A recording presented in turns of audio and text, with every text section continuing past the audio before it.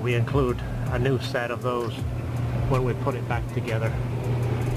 See any telltale signs of cooling yet? No. You can kind of see it's wetter on that bell housing. Yeah, there, it's wet on that line, so it's dripping down here somewhere. It could be up on the back of the head somewhere. I think I see some more up there. Hopefully it's not the intake manifold gasket or something like that, but it's, I don't know if you'd be able to see it with the camera. There's like a boss way up there next to an intake manifold bolt. No. And there's some green on that too. Take a look at it from the top side. So we're putting in the AP2 trans. One thing we noticed is it's leaking from the tail shaft right here, and there is a seal directly behind it, and then around the other side of this there is an O-ring, and I have the two pieces right here. Just wanted to show you them, give you the part number in case you run into this.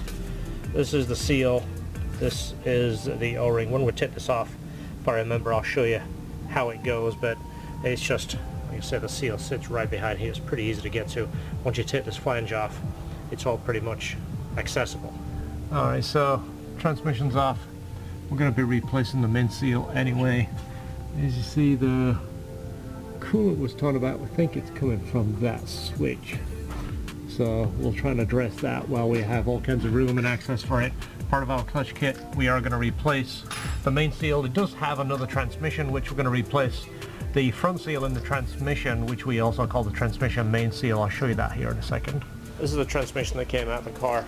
It was leaking on this backside, so this was actually full of oil when we took the drive shaft out, and you can see it's kind of got a whole bunch of RTV around there. So that's obviously been a problem and nobody's fixed it, so it just kind of filled up that little pocket with oil. So this is the clutch that came out of it, and it was wore out, but it felt awful. It had no pedal feel, it chattered really bad.